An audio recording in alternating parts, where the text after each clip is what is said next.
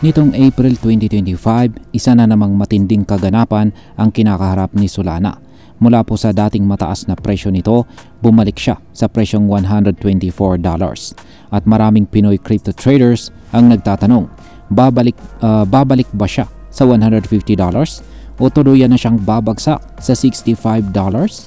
Kaya sa video na ito ay pag-uusapan po natin ang technical analysis, market behavior at network activity ni Solana. Kaya yan, pag-uusapan din natin ang babala mula sa isang analyst tungkol po sa posibleng pagbagsak ng presyo ni Solana at syempre ang epekto nito para sa atin bilang mga Pinoy traders or investors ni Solana. Kaya yan, bago po tayo magpatuloy ay pakibasa na lamang po muna ang disclaimer dito sa ibaba ng ating screen. At ayan, simulan na po natin sa kung ano po ang dahilan ng pagbaba ni Solana sa presyong $124. Nitong nakarang linggo, hindi naging matagumpay ang pagtatangka ni Solana na makabawi mula sa pagkalugi. Bumaba po kasi siya ng 2.55% nitong April 15, dahilan para bumalik siya sa presyo na $124. Bagamat hindi ito sobrang laki, sapat na ito para kabahan ang maraming traders, lalo na't kapansin-pansin ang paggalaw ng market ng mga altcoins pababa. Pero sa kabila ng pagbaba, may isang magandang sinyales. Si Solana ay kasalukuyang sumusuporta sa isang mahalagang moving average line.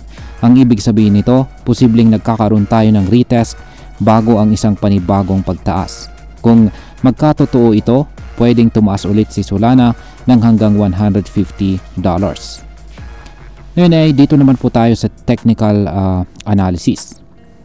Ayan, ano nga ba ang technical analysis na basehan natin na posibleng umangat itong si Solana? Nitong April 12 ay nakita po sa chart, ayan po yung ating chart dito. Ayan, nagpakita po dito sa chart ni Solana. Isa po itong 4-hour chart time frame mula po kay Coinbase. Ayan, nagpakita po sa chart na nabasag ni Solana ang isang inverted head and shoulders pattern. Ayan. At karaniwang sinyalis po ito ng isang bullish reversal o pagbalik ng lakas ng presyo. Umabot po ang rally hanggang sa presyong $135. Pero dito siya nauntog dahil sa matinding resistance. Nagsimula na siyang mag-retrace pero napansin ng mga analyst na may support sa 200 EMA line. Bukod pa dito, nakasabay rin ang 38.2% na Fibonacci level sa presyong $128. Kaya nagkaroon po ng tinatawag na bullish floor o solid support sa presyong ito.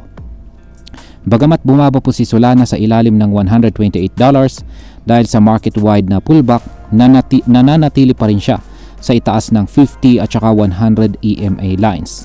Ang dalawang lines na ito ay nagkakaroon po ng bullish crossover kung saan ay nagpapahiwatig na may mukhang short-term na upward momentum upang samantalang lakas pataas itong si Solana. Kaya yan na rin po yung ating binabantayan dito na indicator. Yan yung dalawang moving average po na yan, 50 at saka 100 na EMA lines. Ngayon ay bakit po mahalaga ang presyong $124 para kay Solana? Ang presyo po kasi na $124 ay hindi ito basta-basta. Diyan po naganap ang retest ng breakout mula sa inverted head and shoulders pattern. Ibig sabihin ay sinusubukan po ng presyo ni Solana kung matatag ang bagong support na ito bago ito umakyat ulit. Kaya yan, parang sinusubukan niyang gamitin ito bilang launchpad. Pero may isa pang aspeto na dapat nating bantayan. At ito naman po yung MACD. Yan, MACD indicator. Yan po yung nasa ibabang bahagi ng ating chart dito. Sa kasalukuyan ay nagpapakita ito ng sell signal. Ang MACD at saka signal lines ay bumababa at papalapit ito sa zero line kung saan ay nangangahulugang nawawalan ng lakas ang presyo sa ngayon. Kung magpapatuloy po ang pagbagsak at mabasag ang presyong $124, pwedeng bumagsak si Solana sa presyong $116. At kung sobrang bearish ang market, posibleng umabot po siya sa psychological support na $100. Ayan. Ngayon ay posible pa bang bumalik itong si Solana sa presyong $150? kung magtatagumpay ang retest sa $124 at makabawi itong si Solana, may posibilidad na tumaas siya sa 50% na Fibonacci retracement level. At yan po ay nakatapat sa presyong $150. Ito ay magiging halos 20% na upside potential. Kaya hindi pa rin ito dapat isantabi ng mga bullish investors. Sa madaling salita, kung makalampas si Solana sa mga resistance na $135, posible siyang makabalik sa dating lakas niya. Ngayon ay ano naman po ang sinasabi ng network activities ni Solana. Ayan. Sa kabila ng mga pagbabago po sa presyo, may magandang balita sa side ng adoption at saka user activity ni Solana. Nitong March, naitala po ang all-time high ng monthly active wallets ni Solana sa bilang na 68 million. Kumpara po sa kalaban niya na si Sui na may 38 million. Kitang-kita po ang lamang ni Solana. Bukod pa dyan, may 3.94 million active addresses na kasalukuyang gumagamit po ng network ni Solana. Ang dami nito ay nagpapakita na patuloy po ang interes ng mga tao sa ecosystem niya kahit may volatility sa market. Ngayon ay ano naman po ang babala ng isang analyst tungkol dito kay Solana. Ayan, hindi po lahat ay masaya sa kasalukuyang sitwasyon. Meron po tayong isang kilalang crypto analyst dito na si Ginong Ali Martinez at siya po ay nagbigay ng babala sa kanyang post sa X. Sapagkat ayon po sa kanya ay may ascending broadening pattern na nakita po niya sa 3-day chart time frame. Yan po nakikita natin dito. Ayan, isang ascending broadening pattern. At kung ayon sa kanya, kung magkakaroon ng breakdown ito, posibleng bumagsak daw po si Solana ng hanggang $65.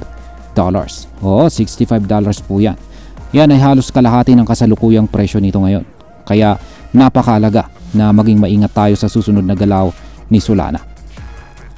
Ngayon ay pag-usapan naman po natin ngayon ang posibleng maging epekto nito para sa atin bilang mga Pinoy crypto traders or investors ni Solana.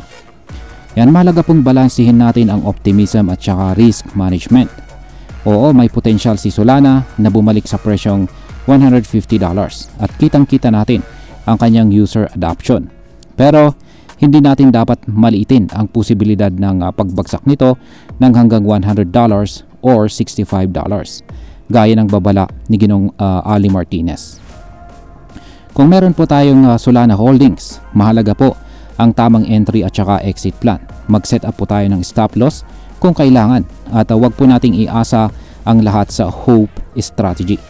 Mas okay kung may diversification po tayo at hindi lang si Solana ang ating hino-hold. Para naman sa mga naghahanap ng entry point, bantayan po natin ang price level na $124. Kung hindi po mabasag ito, pwedeng magandang pagkakataon ito para sumakay. Pero kung bumagsak palalo dito, mas mainam na maghintay po tayo sa mas mababang presyo tulad po ng $100 o $65 bago po tayo pumasok. Bilang panghuli, ang masasabi ko po rito ay si Solana ay isa pa ring promising na project. Sa dami po ng active wallets, patuloy ang suporta ng community. Pero ang market ay may dalawang mukha, isang bullish na pangarap at isang bearish na katotohanan. Kaya dapat po nating yakapin ang parehong posibilidad. Hindi po sapat ang hype at dami ng users kung hindi natin babantayan ang galaw ng presyo at indicators tulad ng MACD at saka Fibonacci levels. Ayan po ang hindi po tayo makakakuha ng tamang tempo. Kaya kailangan po talaga, mas mahalaga po talaga na bantayan natin ang mga presyo at saka indicators. Si Solana ngayon ay parang sundalong nasa gitna ng giyera. Pwedeng manalo pero pwedeng matalo rin. Kaya huwag tayong bulag sa sinyales or mga signs at lagi tayong magplano bago mag-invest. At ayun, hanggang dito na lamang po tayo sa video na ito mga ka-crypto. Marami pong salamat sa panonood. Ingat po tayo lagi at God bless po sa ating lahat.